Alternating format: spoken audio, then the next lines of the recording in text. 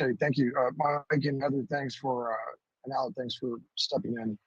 Appreciate that. So let me first welcome everybody to the June 17th QPS Committee Meeting. Mary Guggenheim, the chair of this committee, is not feeling well, so please keep her in your thoughts and your prayers. Pursuant to the Illinois Open Meetings Act, meetings held remotely will require roll call votes for all action items. To streamline, we've combined the action items into one combined motion. It's only one roll call vote will be needed during this meeting. Meetings of the Cook County Health Board and its committees will be held remotely until otherwise noticed due to the determination that a public health emergency exists. So I'd like to formally call the meeting to order and ask that Madam Secretary call the roll, please. Serving as a substitute member, Director Ketting. Director Ketting.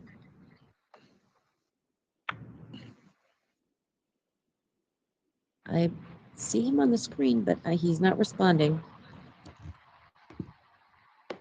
Director Ketting.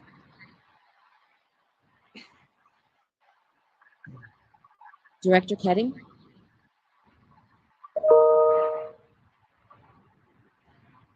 Okay, I'll move on. Director Prendergast. Present. And Director Guggenheim is absent, and Acting Chair Garza. Present. As soon as I can reach Director Ketting to, I don't think he's got his earphones in. So I will reach out to him separately and we'll confirm the quorum as soon as I can get him to respond. But we can go ahead and move on to the informational items if you'd like. Okay, the next committee meeting will be Thursday, July 21st at 10:30 a.m.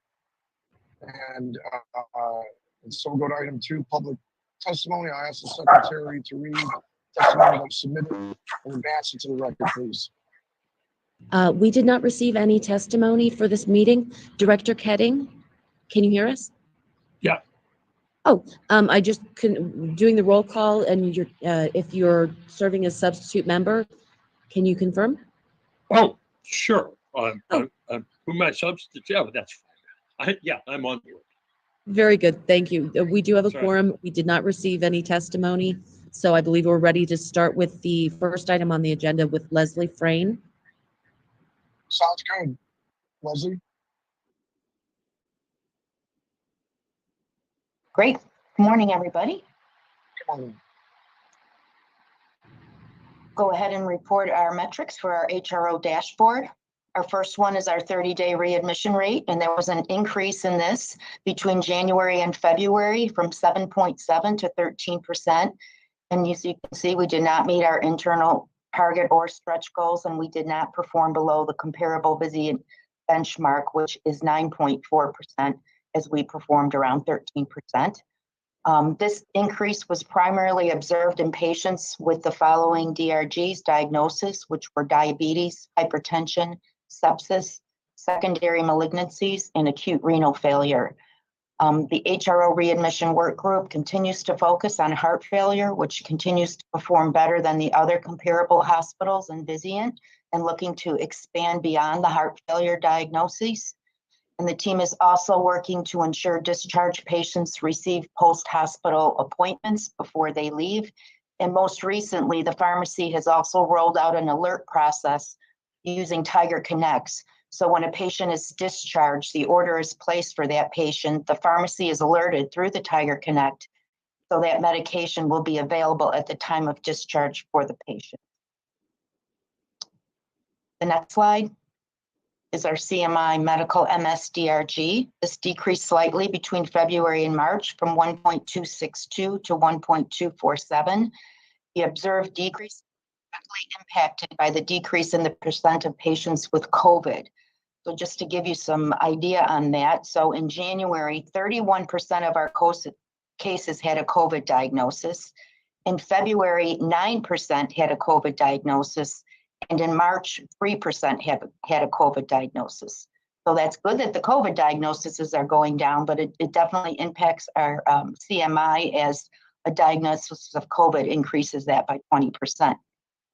So this decline also aligned with our capture rate decline, which was 65.4% down to 63%, which was during the same time period here. So, but even with that decrease, the internal target goal was met in March, and Stroger continues to outperform against the Vizient mean in comparable hospitals.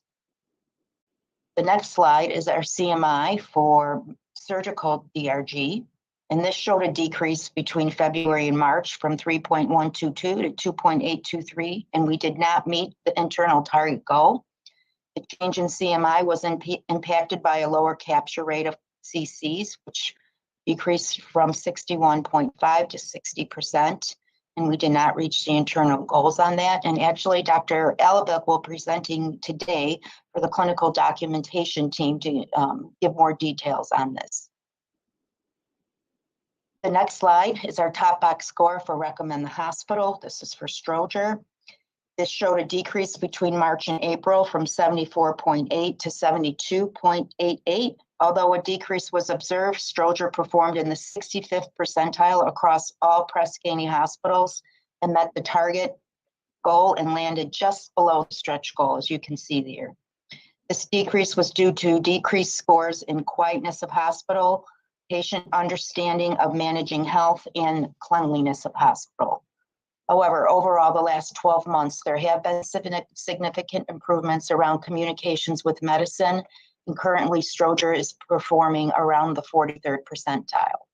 Some of the things we've been working on is the HRO patient experience team is working with departments to develop unit-specific action plans to encourage quietness in the hospital.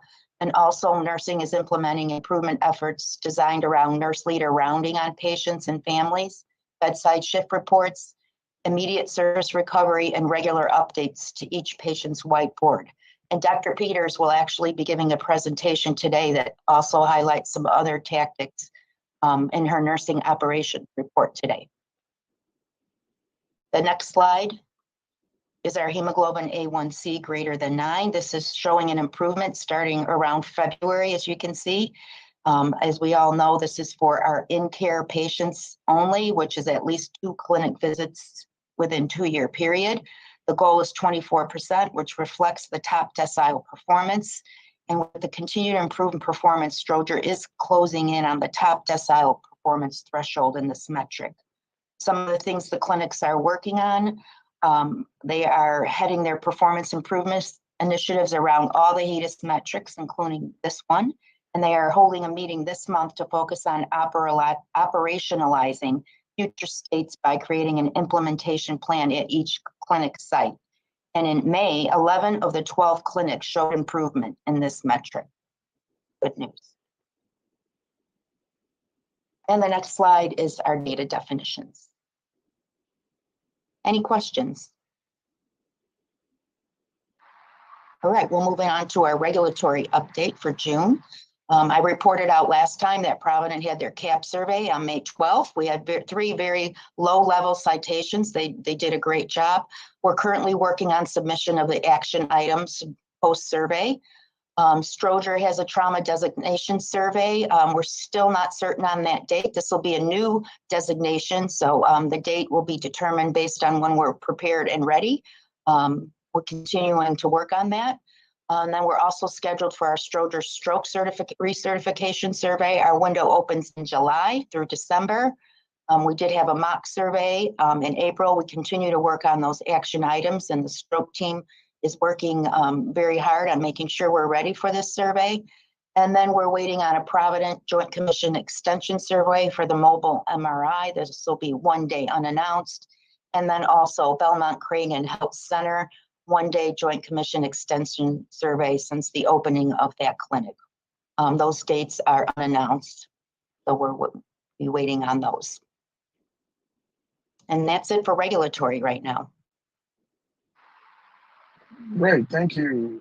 Any questions or comments, please? Okay, we'll move on to item 3. And I have an update from the HRO Clinical Documentation Work Group, which will be reviewed by Dr. Elbeck and Ms. Arnold, please. Yes, good morning, everyone. Thank you for having me. Can you hear me? Yes, we can. Thank you. All right, great. So yes, I'm here to talk about our case mix index, and I'm here to give you a few updates. First, what we're trying to do here is make sure we educate all of our providers, both house staff and residents. And then we have providers behind the scenes, CDI specialists, to query our providers whenever our documentation isn't up to snuff. Since the last time I presented to this group, we've had specialized presentations to hospital medicine, cardiology, pulm critical care, and trauma surgery. We've also done some pilot projects integrating our medical consultants with vascular and orthopedic surgery in an effort to help them capture their patients' comorbidities. We can go to the next slide. We have some metrics that we're trying to aim for. We have a total hospital-wide CMI. This is a new development and a goal that we're reaching for since last time I presented. Our medical and surgical CMIs have remained unchanged. Those are our goals there. And we're trying to get in the 75th percentile for our capture rate in the Vizient work group. And we can go to the next slide. I'll share our data here. For our case mix index overall as a hospital, the orange line there is, of course, our comparison group. There's some months where we do meet it. There's some months where we don't. I will point out that in the months that we don't reach that orange line, it's almost always predicated on the surgical case mix index. Medical DRGs don't carry nearly as much weight as surgical ones do. So whenever we fall behind, it's because we haven't reached our capture rate goals or our CMI goals in our surgical DRGs. We can move to the next slide. And we can move to the next slide. For our medical case mix index, looking here, the dotted lines that are in orange and blue, you can see that that's our baseline target stretch goals. The solid orange line is comparison hospitals. By and large, we are meeting and exceeding our goals in most months. The months where we're really exceeding those are always correlating with the amount of COVID cases we've had. So you can see December, January 21 to 22, where we far exceed, that's due to COVID cases. But otherwise, with some exceptions, we are meeting and exceeding these goals for the medical cases. We can go to the next slide. The surgical one is almost the inverse of what we're seeing in medicine. There's just a few months where we're meeting and exceeding, but by and large, we're somewhere near our baseline goal that we had set out. We can go to the next slide. Now, when we zoom in from those last two slides, you can see that there's a little variation. When we take a more expanded view, a bird's eye view, going from 2018 to 2022 quarter four, we've seen a 15% improvement in overall case mix index across the hospital. Similarly sized institutions have seen only a 7% increase. So we are making progress, although some months it seems like our progress seems to slow. We can go to the next slide. Our case mix index is always going to be predicated on our capture rate. This means how many of our patients' comorbidities are we actually capturing in our documentation. It's directly correlated to case mix index. Your capture rate is low, your case mix index is also going to drop. So what this signifies is not that our patients have gotten healthier over this time. It's that it seems that our documentation isn't up to where it needs to be, because our capture rate, when it's low, our case mix index is also low. You can go to the next slide. Here's that same data for the surgical case, and you can see this is pretty much reflecting what we saw with our surgical case mix index, how we don't meet our goals. It's because we're not meeting the capture rate, meaning we are not capturing enough of their medical comorbidities. We can go to the next slide. There is some hope, though. We have integrated medicine with vascular surgery in all of their patients. And as you can see here, the mean diagnoses codes per case has gone up drastically. You've increased about 5 per patient. Now, what that means, is it necessarily going to reflect our capture rate? Not necessarily, but usually it does. So as we've seen, this is working with vascular surgery. We're expanding to orthopedic surgery, and I've already had an invitation to join trauma surgery in their ICU to round with them to hopefully achieve the same thing. We can go to the next slide.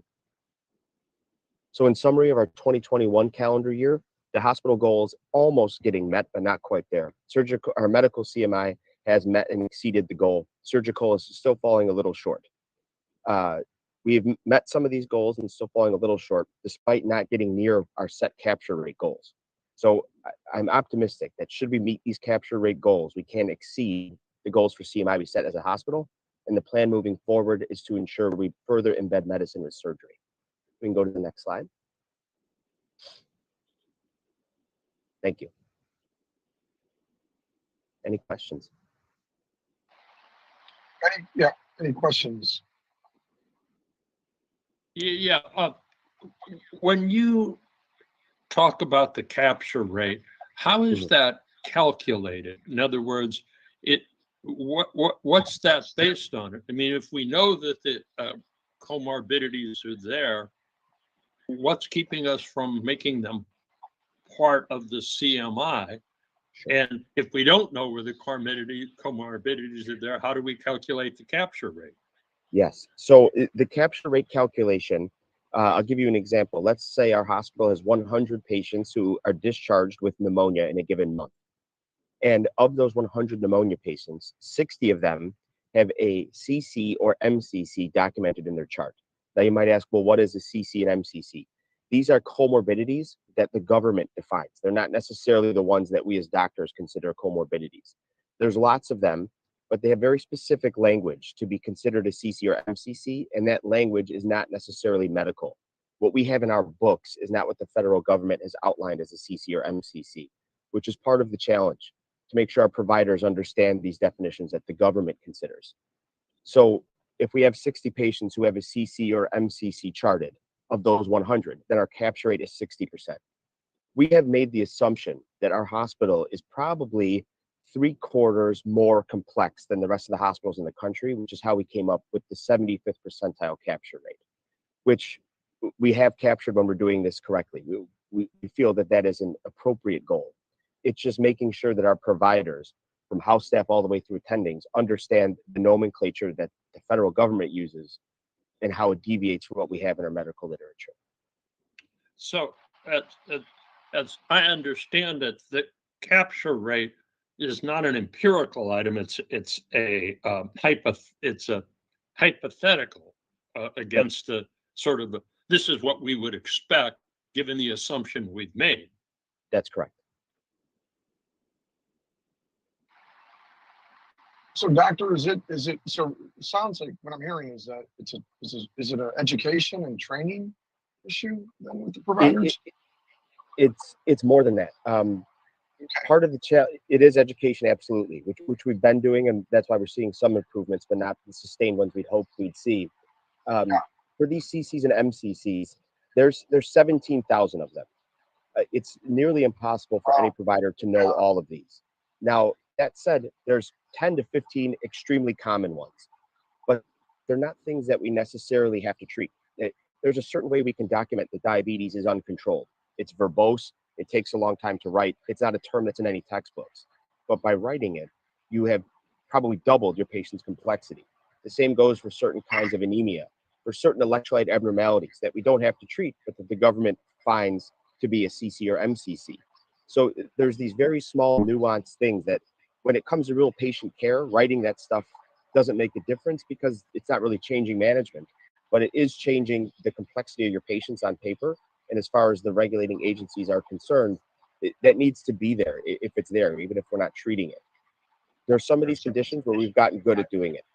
For instance, acute respiratory failure was a term that we never used 2 or 3 years ago. Now it's common when our patients have it to see it in the chart. But there's the more rarer conditions that our providers still aren't writing all the time, which is where we're targeting our education. So Dr.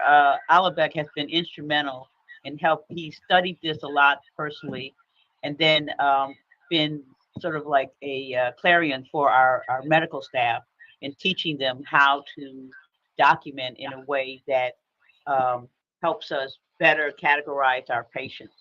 Because previously it looked like we were taking care of a lot of people who didn't belong in the hospital because the documentation didn't trip these particular markers.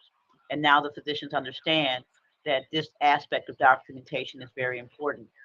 And he pointed out something that the physicians were documenting all the time, CKD for chronic kidney disease was not acknowledged or recognized, and that they needed to find a different way to describe patients who had problems with their kidney function. So this has been a very important initiative for the organization because we were always more concerned about the patient than the documentation, but we've learned that how we're evaluated in our performance has much more to do with the documentation. Thank you. Thanks for that explanation. Are there any other questions? Okay. Thanks for your time and your presentation, Dr. Allebeck. Appreciate that. Thank you for having me. Yes, of course. Let's see. Let's go to the last item in this area, which is the nursing operations update reviewed by Dr. Bina Peters, Chief Nursing Officer. Good morning, all. Bina Peters, the Chief Nursing Executive for Cook County Health System. When I come for an update, I highlight the nursing priorities we set together in 2019, and that's continued to be part of 2023 goals. Again, provide the high quality and safe patient care, and also achieve the zero harm for patients and staff. To ensure that efficient and effective nursing care delivery models are in place, workforce planning and development, and improve patient experience and staff engagement. So those are the priorities we set, and we continue to have those priorities. Next slide, please. Also, I want to share that I know some of the board of directors saw this guiding principles. We also set the guiding principles in 2019, January, to drive the nursing department at Cook County Health System, to highlight those to improve the experience of the patients through engaging family and as well as the patients. Also, we individualize the culturally competent care and zero harm, which is to the patients and the staff, integrating the Cook County Health Mission to everyday activities of Department of Nursing, establish a shared governance structure to provide the voice of frontline staff. Next slide, please. And also embrace the high reliability principle to reduce the variation of care across all the departments, and promote the culture of safety and continuous process improvements. And also the embrace the teamwork, interprofessional collaborations, lifelong learning, and also focus on decreasing waste and improve the efficiencies. Next slide, please. And so within those pillars or the priorities, these are the areas that we focus. So under the providing high quality, safe patient care, focus on nurse sensitive indicators, which is the hospital acquired pressure injury, falls, classes and CAUDIs, which I will provide more details the following slides. And also really looking at the rating of the hospitals, which is LEAPFROG as well as the CMS star, and truly the impact that nursing can make a difference. So focusing on those from an efficient and staffing model, to reduce, create a staffing model with the appropriate staffing. Also to ensure that we meet the staffing laws and requirement that is set by the state of Illinois, and also create measures and metrics for those activities. Workforce planning and development also is in our bucket. So you could see, we'll talk further about it, looking at the vacancies and hiring people appropriately, implementing the shared governance, and also initiating the nursing excellence journey. Patient experience also is part of the focus, and improving the staff engagement. So with that, I will provide the highlights of nursing for the last 6 months, the following slides. Next slide, please. So this is one of the journey we took in 2019 January to really we listed all the nurse sensitive indicators, and hospital acquired pressure injury was one of the top areas we identified for opportunity for improvement. Just to give a high level, hospital acquired pressure injury, or HAPI, it is not just the Cook County alone issue, it also is a national issue. We have over 2.5 million of HAPIs reported across the country annually, and also that cost around $2.6 million, which is, average cost of a hospital acquired condition is over $10,000. So we looked at the hospital acquired condition here at Cook County, we were having average of 360 incidents annually in 2019. And we implemented number of processes to improve the hospital acquired pressure injury within the Cook County Health System. You can see that the numbers are declining. We decreased 83% of the hospital acquired pressure injuries since 2019. Actually, that yielded a cost saving of over $2.7 million. And how did we got there? We got there using the process improvement principles. We actually did 100% review of all hospital acquired pressure injuries once we implemented this program, engaged the frontline staff to really understand the barriers to provide safe, quality care.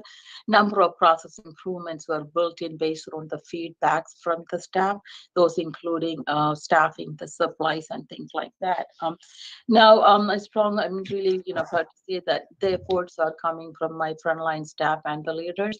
And for the last 5 quarters in the system, which is the national benchmark system, NDNQI, we are actually outperforming the mean. And also when we started the journey, 96% of the hospital in the national benchmark were performing better than us. And today we are the top performers, which is the top percentile performers nationally. So that's significant improvement to those quality initiatives. Next slide, please. I see a question from Dr. Prendergast.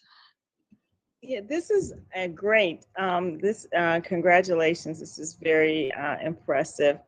Now, I noticed that there seems to be a little bit of, is there ongoing education, or what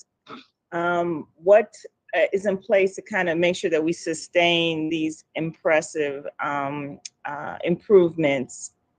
Is there like any kind of ongoing education? Because, you know, over time, Yes. it was front of mind, but then there's always some benefit to kind of keeping this in front of folks. And is that built into It this is. process? Okay. Exactly, and that's why, you know, we want to make sure that the achievement we made is sustained. We still continue to review the hospital-acquired pressure injuries 100%. And I can tell you, I get a report. I mean, all leadership get a report, and today, as of today, we, you know, our total number is 6, which is it is going down. So it's truly, and when I do my rounds, I hear from my frontline nurse leaders about and the staff about this achievement. So that means they all embraced it. So we will continue the focus as 100% review. Okay. Thank you. Thank you. The next slide also would like to share about the efforts related to the one before falls, Debbie, the previous slide. Thank you. The other focus area also was the falls related to, you know, the hurricane. If you talk about hospital falls, right, it is not unique to Cook County, and this is a challenge that faced by all the hospitals across the country. Usually we see around 700,000 to 1 million falls in US hospital annually, and of that 30 to 35% of them resulted in injuries. So there are so many best practices out there to improve this, and also we are not alone. A lot of places are focusing on falls. So let me just also share the highlights about the falls. So if you look at the data, we have decreased the falls overall 40% reduction since we started focusing. And actually, we implemented a Apr campaign, which is truly focused on things nursing needs to do, and a 31% reduction in falls with injury. So that is actually, those metrics actually exceeded our stretch goals. Our goal was to decrease it by 20%. And if you look at it, we used to have an average 35 falls a month, and we had worked with the frontline, the leadership team, as well as the staff, a healthy competition who can do the best. Now the total falls is below, you know, single digits and below 10, which is a great achievement by our team. And actually, the process improvement we used to decrease the falls is the same principles we used for the hospital-acquired pressure injury, which is 100% review, understanding the barriers for the incidents, and really hearing the voice of the frontline staff to integrate the process improvements. And part of the process improvements we actually integrated is hardwiring the leadership rounding, hourly rounding, and also really to make sure that the bed alarms and technologies are connected appropriately. So recently we upgraded all our bed, medical surgical beds, and connected them to, you know, bed alarm system. So it is a combination of the technology as well as the education and training, and also the engagement from the frontline staff. Actually, this our presentation, we did put an abstract to present our improvement tactic, both for HAPI as well as the falls, to the VCN National Quality Improvement Conferences, and both were accepted at the VCN, as well as the hospital-acquired pressure injury reduction quality improvement poster presentation was accepted by the American College of Surgeons to present in July. So actually, we are also, you know, sharing our best practices outside of Cook County. Next slide, please. The other focus area was to really look at the central line associated infection. This is a collaborative effort between the nursing as well as the infection control providers. And the biggest driver of the change is to ensure that the CLABSI bundles compliance. We want to make sure that we follow those compliance. And you could see this is also one of the nurse sensitive indicators benchmarked by NDNQI, and we are actually now at the 50th percentile. We are almost getting to the mean. Our goal is to continue this improvement to be below the mean, because always it's better. Next slide, please. The other area of focus also is a Clostridium C. diff reduction initiatives. This is hospital-acquired the C. diff, and July 2021, in collaboration with the infection control team and providers, we implemented a CDIF protocol for nursing to initiate the lab as appropriate. And you can see that the improvement is getting sustained, and we declined the rate of CDIF within the hospital. So we continue to embrace the process improvement principles to get us to below the national means. Next slide, please. The other efforts was hand hygiene compliance, the leapfrog requirement that each hospital report at least 200 observations and also action plans to improve the hand hygiene compliance. So we implemented or initiated the 100% reporting campaign in 2021 May. Again, this is a true collaboration between the infection control department, operational department, quality department. At the end of the day, each nurse managers were responsible to make sure that we reported the data. So I'm so happy to share with the quality committee that we being 100% compliant since the May of 2021. So next slide, please. This is the other nurse sensitive indicators to really assess the restraint utilization. This is an incidence that we assess every quarter and report it to the national benchmark nursing database. And you could see this also, we are actually below the means, and that is our goal. So we sustaining the process improvement that we put in place to decrease the restraint utilization within the hospital settings. Next slide, please. So other focus area is also on patient experience. These are for the summary of the last 12 months rolling average of a different category of nurse on patient experience. And if you look at it, there are significant improvement in the nurse listen carefully to you and also responsiveness to the call light. We also have lots of opportunity to really work on to nurse explain the way you understood. So there are a number of activities that we are doing to enhance the nursing patient experience as Leslie said, hardware in the hourly rounding, leadership rounding, and also we are using we are in the process of implementing the iRound tool for managers to really track the follow-up from the hourly and leadership rounding with the technology. And we work closely with the press gainey to really understand the true impact that we can do based on the national database and the information. So we identified a specific interventions at the unit level that will be rolled out in the month of July. So that way we will look at the improvement at the unit level and creating dashboards and also the tactic board celebration as well as understanding the barriers. Next slide, please. And just to kind of, talk about, I know, we all, are in the journey of really looking at the quality improvement initiatives and nationally, us to benchmark to be one of the best performing hospitals. So if you look at it, we are a Libro C and we are going to get to a B and an A soon, right? That is our ambitious goal and we will get there. So just want to share some of the nurse specific focus area that needed to really get us to move the needle, which is increased medication administration barcode. It is a requirement that we maintain those medication barcoding compliance above 95th percentile and continue to perform above. Hand hygiene I shared with the group, and also the work we did with the decreasing the pressure injuries has also significantly contributed to the improvement. But again, we are moving in the right direction to not only to demonstrate the quality of care we provide here at Cook County, but also to be a leader at the national benchmark and also best practices. Next slide, please. So some other notable, achievement within nursing is the nursing graduate degree practicum at Cook County. For CCH nurses.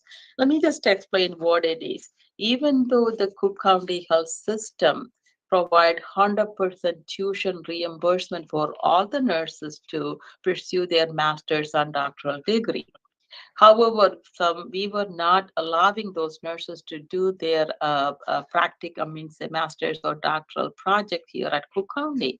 Actually, with that, we may lose some nurses. And also, when I met with all the nurses through the town hall meeting, that was one of their asks: why can't we do their clinical practicum or their capstone projects here at Cook County? And that's a normal practice in any other hospital. So, a strong collaboration with the compliance HR now. We started that program. So, we started that in April. All the Cook County nurses, they can do their practicum here at CCH, and actually these efforts will help us to improve the staff satisfaction, retention, as well as really give us a path to establish a leadership or a growth structure, succession planning structure for Cook County nurses. And also we onboarded over 1,500 agency, and that was the biggest challenge. But really, we were onboarded them to address the staffing gap, both to address the vacancies as well as the COVID-related staffing needs. We reopened a Provident ICU, established a nursing retention and wellness committee in February of 2022. And also we have the new NNOC contract, which was completed in November of 2021. One thing I heard from all my frontline nurses as well as the bargaining team, that we didn't, took ownership. We means leaders didn't own the implementation. So we established an NNOC contract implementation team with all the bargaining team members from NNOC leadership, PHR, HR, and nursing leadership. We are almost like 90% completed, and we will be tracking those metrics so that way we can ensure that the contract we agreed is fully implemented. Also, we have 2 nursing grants. Both are workforce development. One is to nurse practitioners transition to practice. The second one is to create sexually assault nurse examiners, or this is the certification program for nurses to address the sexually assault requirement of the state as well as federally. Next slide, please. So again, just to highlight some of the nursing retention efforts, I shared with you, we actually implemented a transition to practice program from the new graduate nurses, because that was one of the major, learning from nationally, the new nurses, transitioning from practice, the turnover rate was up to 60%. Through this program, the turnover decreased by 86%. And we launched this program in last year, and the first cohort will graduate in August. So really, this is where they will be presenting an evidence-based practice, and they all are involved in the number of quality improvement initiatives that nursing, part of the nursing strategic goals, and they are working on it. So, so that actually I'm excited. And also, as shared with you, we did receive a $2.2 million grant from HRSA to support the Apr and transition to program, and we had the first cohort of graduation this last year. And also other actions in motions are nursing retention committees, and also collaboration with the HR to develop nursing turnover. And we need to look at the data not only at the system level but at the unit level. I see a question from Director Kitty. Yes, I'm looking at the transition to practice program. How many new grads have we hired?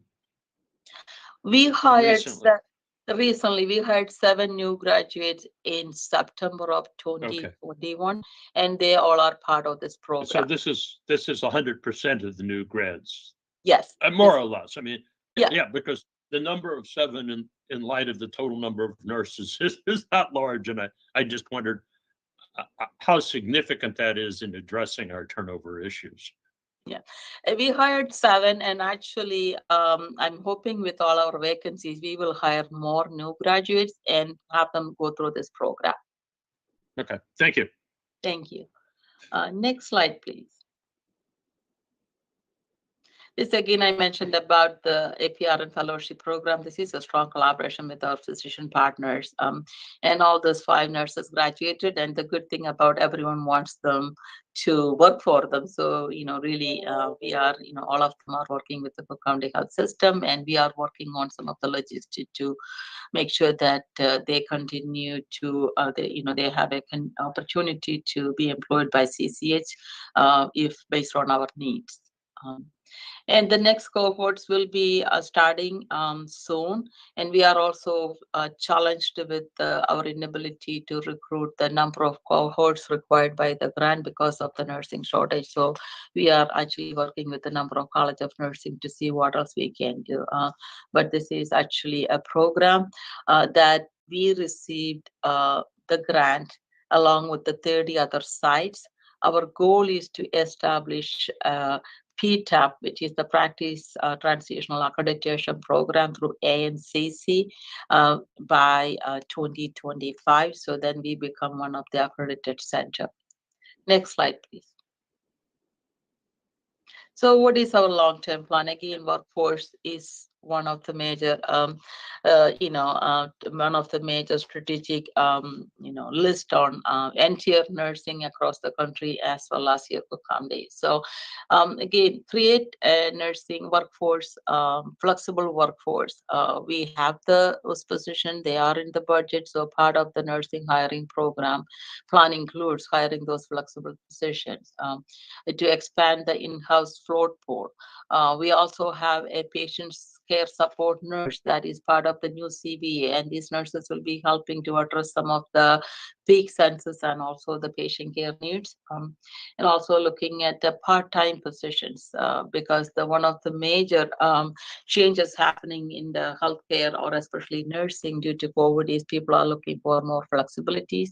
We don't have a process to hire part-time nurses, so I'm working with HR and to really get that program in place. And also create an agency management program. We are also working with the selected College of Nursing to focus on students rotation and also create a pipeline of nurses.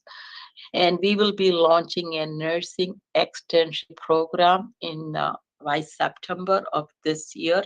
To this, the externship program will attract the nursing students on their final year, 3rd and 4th year nursing students to work here. So then we actually built a transition to our workforce. Next slide, please. I just want to highlight the other focus area again: recruitment and retention, staffing, staff engagement, employee safety.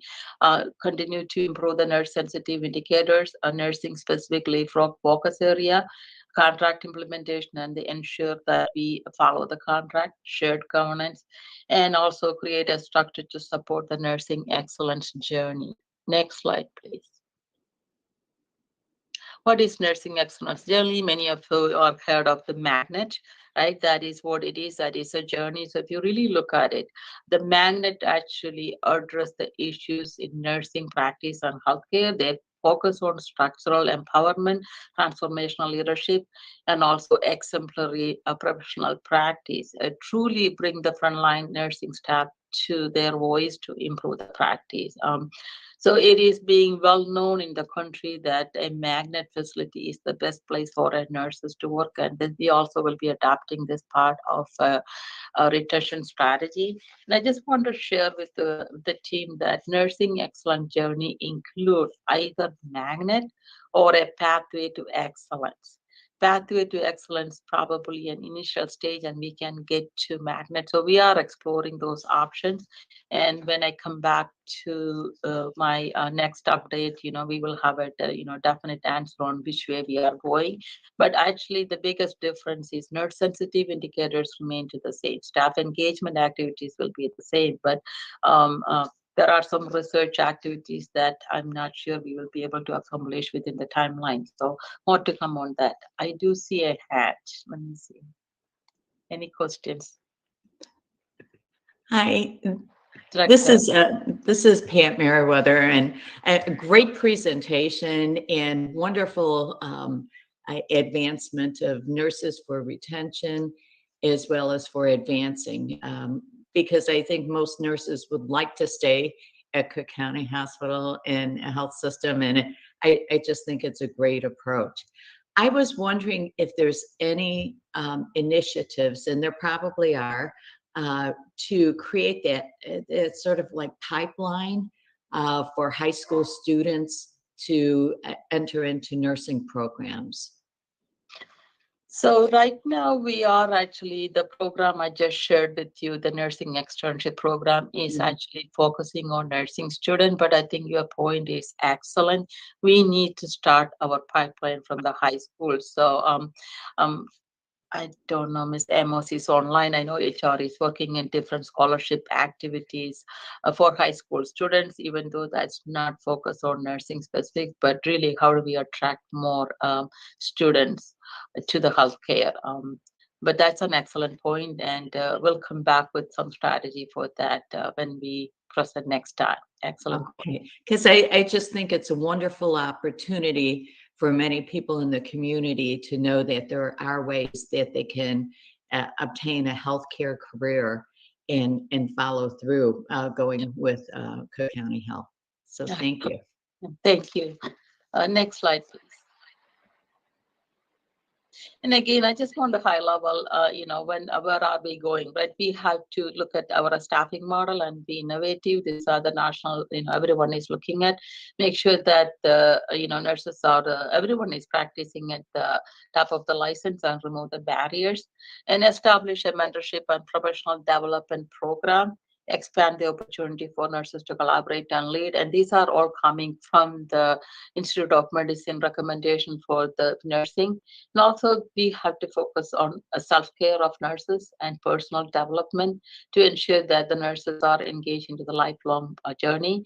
And part of that, we are also looking at nursing certification and number of things. Looking at the system workflow redesign, that is going to be the priority for 2023 to really make sure that our systems are optimized. And also research and evidence-based practice. Our goal is to establish a nursing innovation and research center. So a lot of work to be done, but that way the nurses and frontline staff have resources to really, embrace the research and evidence-based practice. And also transformational leadership and teamwork. So this will be the nursing excellence focus area once we kick off the nursing excellence journey. Next slide, please. So just a high level timeline, for the nursing excellence journey, 2021-22 is like really, structure the staffing. And one of the major focus is we need to fill in those nursing vacancies to really establish a shared governance structure, as well as, the items that I just shared with you, what else, to embrace the journey of nursing excellence. So hoping that will be completed in 2023. And then we should be able to, get to the level where we are ready to put an application together for 2024 and 2025. And some of the data I shared with you, part of the nurse sensitive quality indicators. From a quality perspective, I feel like we are almost there already, because we have to outperform 5 out of 8 quarters on a national benchmark for nursing quality indicators. And I feel like, we are outperforming those. So more to work to be done, but lots of focus on establishing a nursing research center. And that is an integral part of this nursing excellence journey. Next slide, please. So with that, thank you all. Any questions or any suggestions? I just want to say that there is a lot of impressive work going on, and I appreciate the summary of the notable achievements, and that's a lot of people to onboard, 1,500 in the last year, given the conditions. And also, I just want to say that I share your confidence in the leapfrog grades improving over the next few years. So thank you. And I just want to also echo those comments, and that this is excellent. Thank you so much for this presentation. It was wonderful, and I look forward to celebrating Magnet and everything else that's great coming our organization's way. So thank you for your leadership. Thank you, Dr. Prendergast. Next is sepsis. I know that's your favorite one. Thank you all. Okay, if there aren't any other questions or comments, We'll move to action items.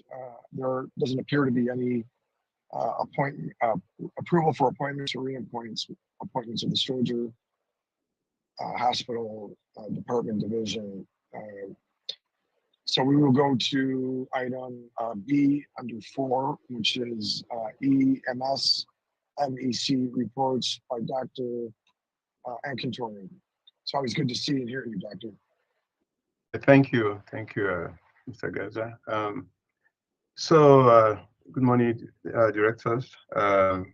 So I have before you the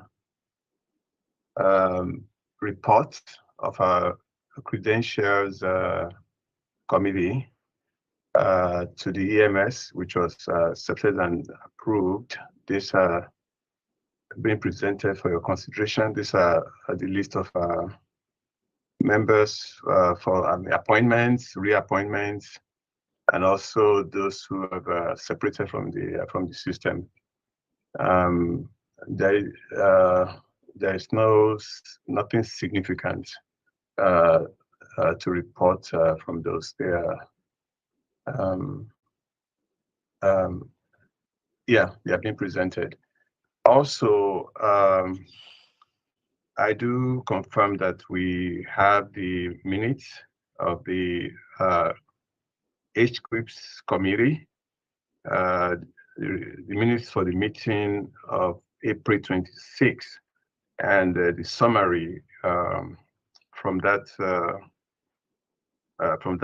minutes is being presented here. Some of the highlights are that the metrics evaluation, 2021 metrics results from each area were presented and briefly discussed. These are captured in the minutes. Environment of care / life safety. One highlight from there was that there were no spills or incidents in the first quarter of 2022, and then only appropriate items were found in the red biohazard containers. Pathology and the labs, the goal for same-day turnaround for CT scan and IR is 90% for same day. These are for requests from the inpatient, and for patients who are not being discharged on that day, because those ones they have to be done. The goal for the CTR IR are presented, and they do meet our goals. For patient experience, HCAPS, patient perspective of care survey. One bright spot, it's in our unit, one of our units, 8 West. The highest performance is in the doctor communication area at 68th percentile of the goal. And the other areas where there are challenges, those ones are being worked on, and they were discussed and at that meeting, and these are in the menus that we have already received.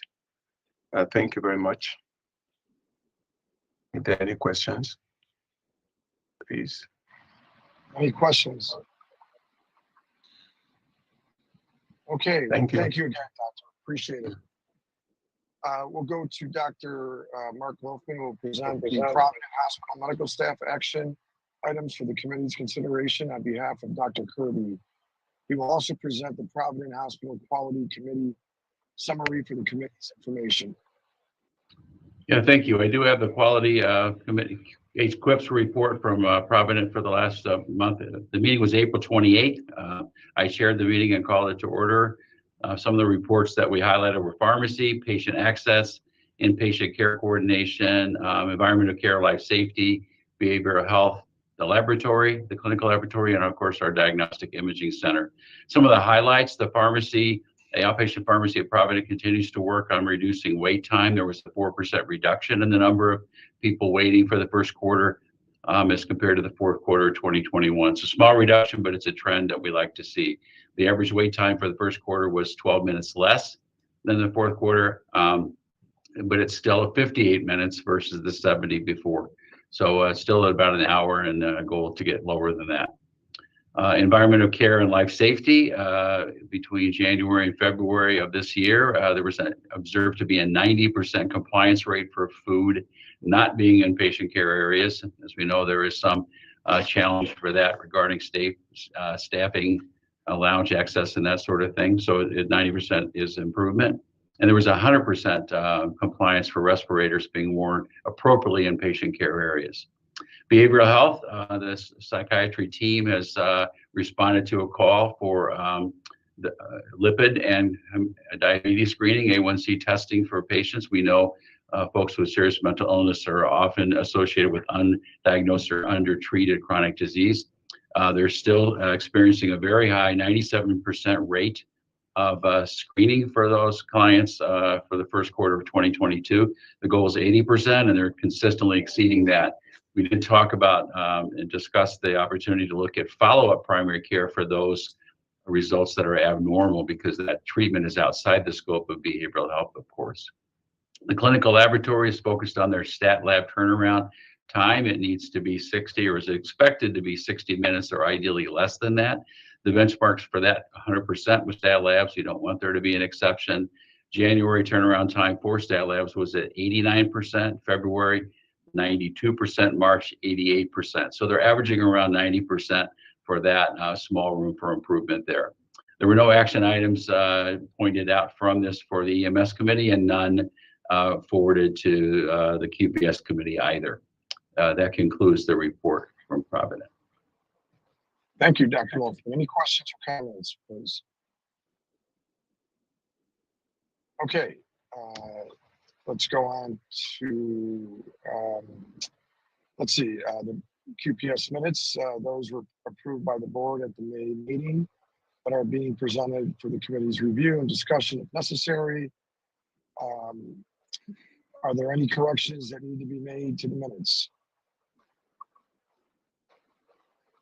Okay, so we will now go into the combined motion to approve item 4B, Stroger Hospital medical staff appointments, reappointments and changes, and approve item 4B, Provident Hospital medical staff appointments, reappointments and changes, and accept item 4C, the May 19th QPS committee meeting minutes.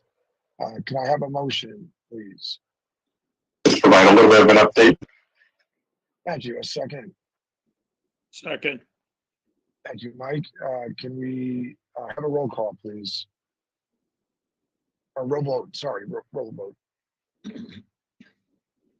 Illinois College of Business, so also wearing several hats. Yes, thank you, ma'am. Reason I could not bring my screen up and unmute. I think it's fixed. If not, I might just log off and log on again. But I think, can you hear us or hear me? I can hear you. Perfect. So, Gar.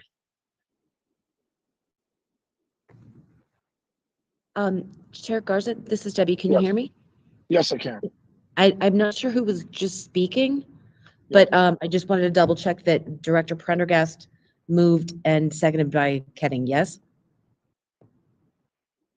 That's what I heard. Okay, very good. I was getting some buzz in there. Roll call on the combined motion, aye or nay. Director Garza?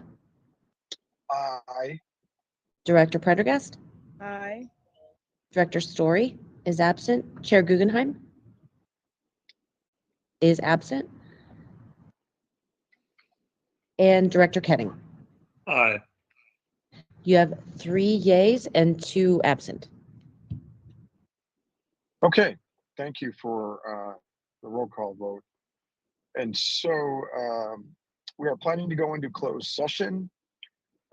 So I need a motion to go into closed session, closed meeting pursuant to the following exceptions to the Open Meetings Act. 5 ILCS 120/2 C1 to 12 and 17. We need a roll call vote, please. Need a motion and a second, please. So moved. Thank you. Second. Thank you. Madam Secretary, can you read the roll call vote, please?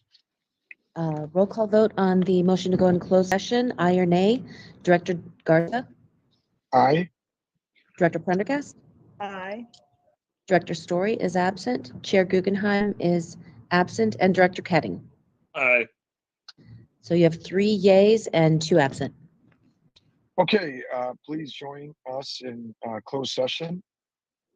And then I'll come back to close out this meeting when our business is completed. Thank you.